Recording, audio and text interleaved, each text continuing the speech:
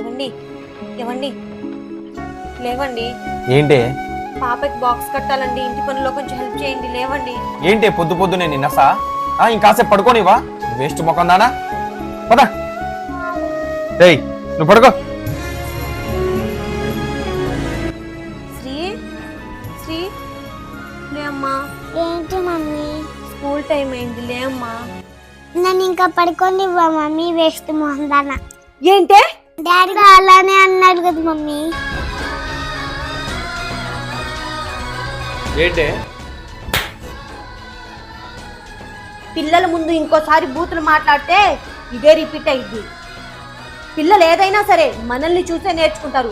మనం ఏం చేస్తామో వాళ్ళు అదే చేస్తారు. మనం ఏం మాట్లాడతామో వాళ్ళు అదే మాట్లాడతారు. పిల్లల భవిష్యత్తు మన చేతుల్లో ఉంది.